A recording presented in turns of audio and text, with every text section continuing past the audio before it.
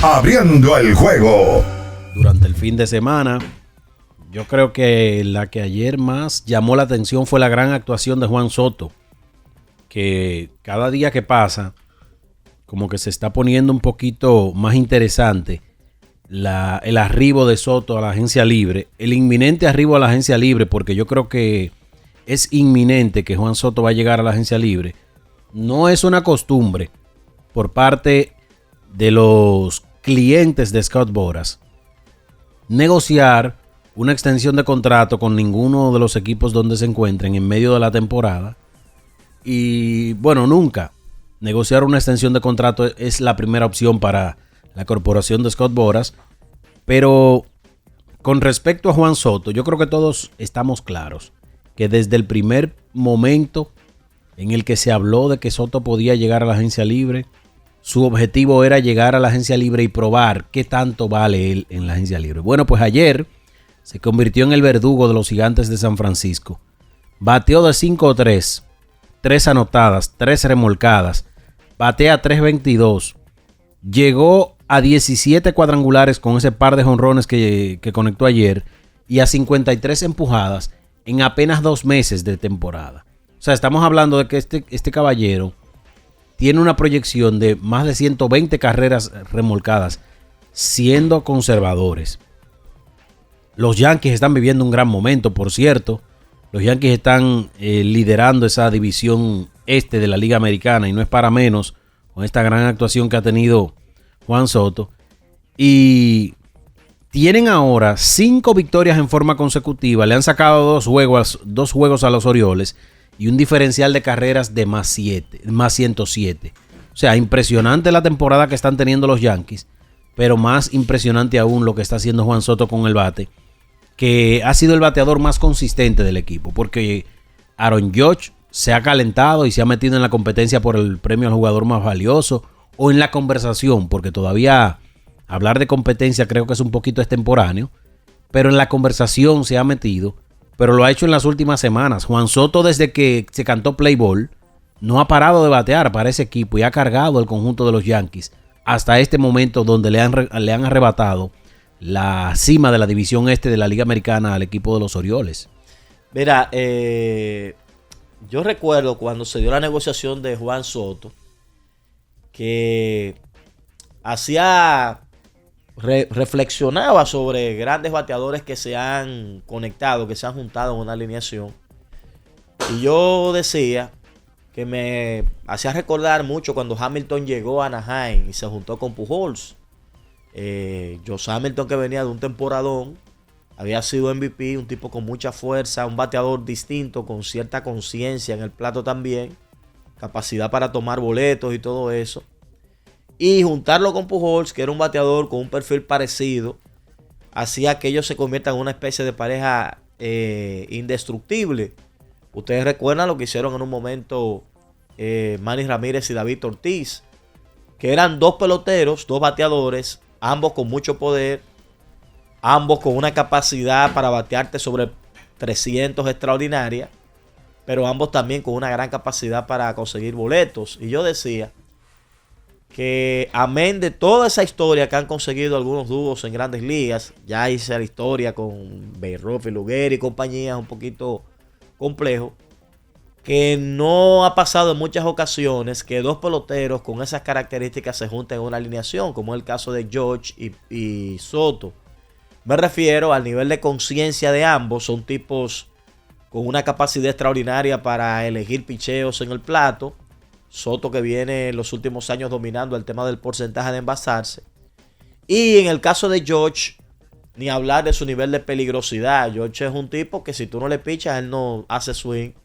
Pero si le lanzas cerca de la zona, él te va a golpear la pelota y lo va a hacer con mucha contundencia. En una buena cantidad de ocasiones va a sacar la bola. Él es un tipo de 50 jonrones en su temporada de novato. Es un bateador que si por ejemplo no le dejas un picheo sobre el plato, sino que está más alrededor, un poquito más afuera, un poquito más adentro, él va a golpear la pelota, le va a sacar provecho al gap y te va a hacer daño de todos modos. Y Soto tiene esas características muy parecidas, pero eso es enfocándonos en ellos dos, que yo no creo que exista una dupla de bateadores con un nivel de peligrosidad tan alto como ellos dos. Usted podría decir, bueno, están Ohtani y está Mookie Betts. Usted podría combinar a Betts y a Freeman. Quizás hay otros que yo podría llamar más completos, porque agregan incluso el tema velocidad. Y la velocidad es parte de la ofensiva. Pero yo no creo que exista en la actualidad en Grandes Ligas un par de hombres que representen un grado tan alto de dificultad enfrentarlos, porque repito, son tipos que te pueden sacar la bola, que te pueden golpear la bola en el gap, que te pueden tomar el boleto, o sea que son muy redondos en el aspecto ofensivo en el plato. Y desde que se dio la información de Soto, eso era lo que estaba dando vueltas en mi mente, cómo estos tipos iban a funcionar en una alineación y cómo iba a ser eso para los pitchers. Ayer alguien habló, uno de los pitchers habló y dijo eso: oye, enfrentar a esos tipos uno detrás de otro es un problema, porque es que no son vulnerables, no hay mucho espacio para engañarlos, es un poco complicado enfrentarlos. Y si usted le agrega a eso que hay un bateador con historia de poder, aunque él es muy vulnerable, él no está en la misma página que esta gente, pero es un tipo con mucha fuerza, como es el caso de Giancarlo Stanton. Entonces estamos hablando de una tripleta interesante que tienen los Yankees en su alineación. Nos colocaba el aliado, el buen amigo César Peguero, nos colocaba en la mesa el tema para que lo analizáramos en el programa. Si realmente estos tres bateadores, pensamos nosotros que tienen la capacidad de este mismo año producir 150 jonrones. Estamos hablando que para eso por lo menos dos de ellos tendrán que dar 50. Por lo menos dos, para no distribuir los jonrones de manera equitativa y que cada uno dé 50. Eso no es sencillo, pero como que es difícil apostar en contra de esos tipos, porque han arrancado caliente, han estado sumando jonrones y tienen el historial, principalmente George y Stanton. Quizás Soto todavía no ha mostrado ese poderío tan descomunal para uno proyectarle a él 50 jonrones. Pero con el factor parque, perdón que te interrumpa, con el factor parque y viendo cómo Soto está levantando la pelota con más frecuencia, yo creo que es posible pensar en 40 jonrones fácil para Juan Soto. Porque él va a jugar la mitad de sus partidos en un estadio donde le favorece. Y esa división tiene estadios que le van a favorecer en ese sentido. El Camden Yards, el Fenway Park, ese right field del Fenway Park es un paraíso para él. Aunque hay que decir que es un paraíso el right field franco, pero si tú te vas a la cuchilla es difícil. Ese es difícil. Que es lo mismo que pasa con los derechos en Yankee Stadium. Por eso lo de George y lo de Alex, si usted busca la historia, no mucha gente, no muchos derechos han pegado 50 con los Yankees, porque el Yankee Stadium viejo y el actual, exacto, hay una zona entre